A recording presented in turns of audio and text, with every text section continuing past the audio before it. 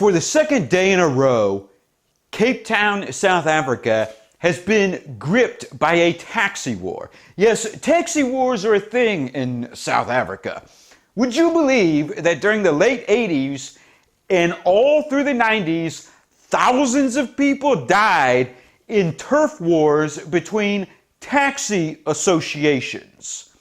250 to 350 people killed per year, and now Cape Town and the Cape region in general is experiencing the worst taxi violence since 1999. Last night, a huge gun battle broke out at a bus terminal. Tens of thousands of people in Cape Town were left stranded until late into the night. People were afraid to go to work this morning. There's trilateral peace talks. They're actually calling it peace talks in the media between 3 different taxi cab associations in Cape Town. And this violence is totally unrelated to the Zulu riots that you saw on the news.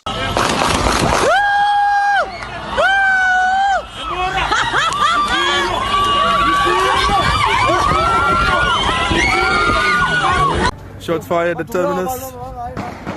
Shots fired at terminus. Shots fired at terminus. Shots fired at terminus.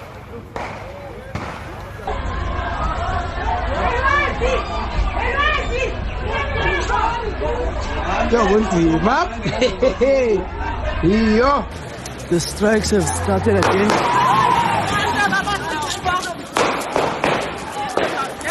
So anyway, the legacy media in the West would have you believe that the riots in South Africa were opportunists motivated by poverty and COVID-19.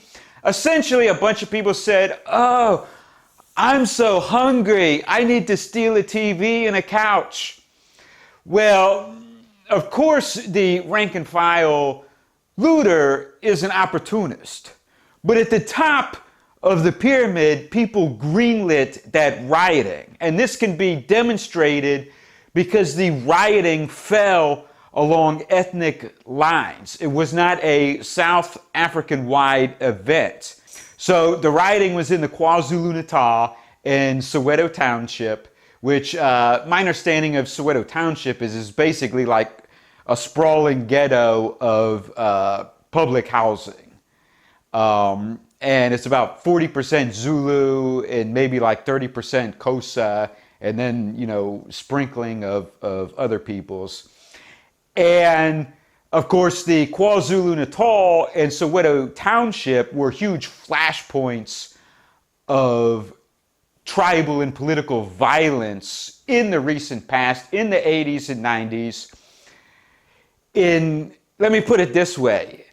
In 1990, in Soweto Township, in a 2-month period, 850 people were killed in fighting between Zulu and Xhosa. It sounds unbelievable to an American. 1990. I'm not talking about 1890. I'm not talking about 1790. I'm talking about 1990. Very recently, Zulu were going into Xhosa neighborhoods, murdering people in horrible, gruesome ways, and then Xhosa would go into Zulu neighborhoods, murder people in horrible, gruesome ways. And it had both tribal and political tones because most of the Zulu were supporters of the Inkatha Freedom Party and opposed the ANC, and most of the Xhosa were part of the ANC, and there's a whole bunch of really complicated reasons for that. It would take like a whole nother video to even explain it, and I'm really not an expert on it, but 850 people, and then in the backdrop of that, over a period of several years, you had thousands killed in the exact same fighting between Zulu and Xhosa in the KwaZulu-Natal Inkatha Freedom Party versus ANC. Now, what happened was after apartheid fell, and it became very apparent that South Africa was going to be ruled by essentially a ANC near one-party state. ANC was going to have a permanent dominance. Everyone could see that. So the Zulu then moved to the ANC in huge numbers so they could be part of the ruling party, and they rallied around one of their own, Jacob Zuma. Now, Jacob Zuma had been a longtime ANC guy. He wasn't a newcomer, but he was Zulu. So all these Zulu newcomers rallied around him. He was in power for a long time. He did all kinds of really bad stuff. They could never prosecute him. He was on trial for rape once. Now, you're not even going to believe this. Like, Google it. I swear to God, I'm not lying. He was on trial for rape. He publicly admitted raping a woman. He publicly admitted that he knew the woman he raped had AIDS. He said he didn't use a condom, but he took a shower after he raped her. He publicly justified the rape based on the way the woman was dressed. So where are the feminists? His supporters massed outside the courthouse. There was 3 judges. They said any judge who votes to convict doesn't make it home. We will kill them. All 3 judges voted to acquit. And this goes on and on. So Zuma keeps doing stuff. There's all kinds of efforts to prosecute him. Finally, a court rules that he can be prosecuted for corruption. I believe it's related to an arms deal. And Zuma refuses to appear in court. The police go to arrest him. Armed supporters show up at Zuma's house. There's a standoff for months and months and months. Zuma surrenders, and he's finally sentenced to 15 months in jail for contempt of court. Now, Cecil Ramaphosa is the current president of South Africa. He represents the other faction of the ANC, basically the non-Zulu faction. However, all kinds of people in government are Jacob Zuma's left behind army, because the whole time Jacob Zuma was in power, he was appointing as many Zulu who were loyal to him to every government position that he could. And so right now, Ramaphosa is actually arresting a bunch of people as instigators of the Zulu riots. Some of these people are said to be members of the security agency and the police ministry and all kinds of stuff. And I do believe that people high up on the food chain greenlit this rioting. It's not starving people spontaneously rioting. That's bullshit. That's complete nonsense. But at any rate, so really the rioting was from 2 Fridays ago to last Thursday. And then Friday morning, the South African government had the death toll at 212 people, and they haven't updated it. All weekend long, they were finding dead bodies everywhere.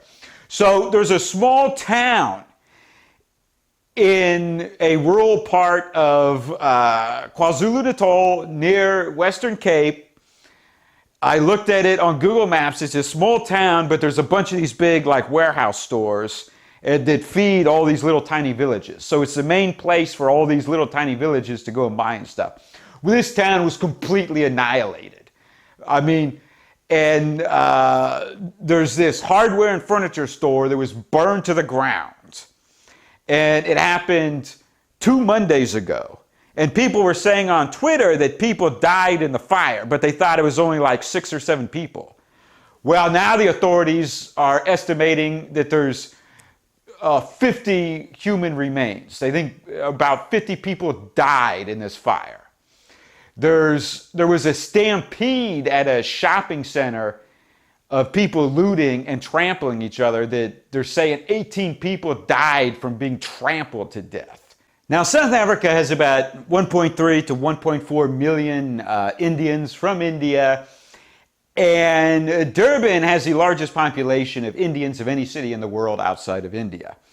And early on in the Zulu riots, there was videos and pictures on Twitter of, Indians with firearms defending their neighborhoods from the rioters. And of course, you can find videos of all groups of people, white, black, Asian, defending their neighborhoods.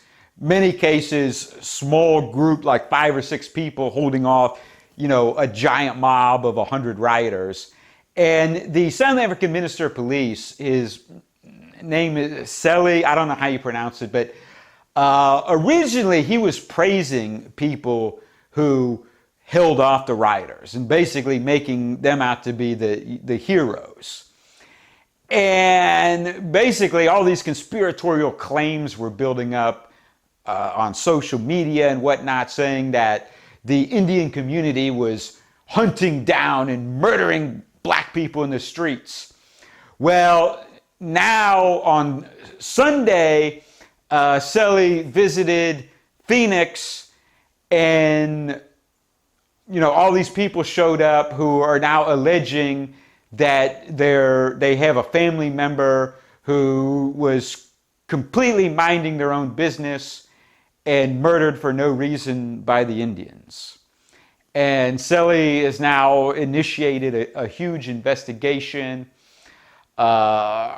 This could get really ugly because people are on Twitter openly calling for violent retaliation against the Indian community.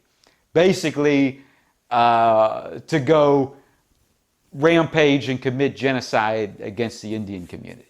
Now, the interesting side note here is that the Foreign Ministry of India, as well as all kinds of Indian NGOs, have been lobbying the South African government on behalf of the Indian community this entire time. This is in complete contrast to, say, Britain and the Netherlands, which has completely abandoned their people in South Africa and treats the white South Africans like pariahs. The Indian community is standing by and advocating for and speaking out for the defense of their people in South Africa. Okay, I'm trying to think of how I'm going to wrap up this video in any kind of timely manner because there's so much stuff to talk about. In Pretoria last week, while the Zulu riots are going on, there was an anti-foreigner riot. And as far as I can tell, it had nothing to do with the Zulu rioting. And as far as I know, there's no significant Zulu population around Pretoria. But there's been all kinds of anti-foreigner riots. Some of them have been predominantly Zulu against foreigners. Some are other. There's particularly been violence against Zimbabweans by ANC supporters. That's a whole different issue. The main victims of this were Zimbabweans, but I don't know if it is tied in with the classic ANC versus Zimbabwean immigrant issue. But at any rate, people in Pretoria are saying on social media that there was an anti-foreigner riot. 3 Zimbabweans and 1 Mozambican, is that how you say it, died in arson. They're saying they were burned alive by a mob. And that's being investigated by the South African government now. So you got so many different kinds of violence overlapping. So back to the taxi violence. So last Christmas Day, they had the Christmas Day massacre.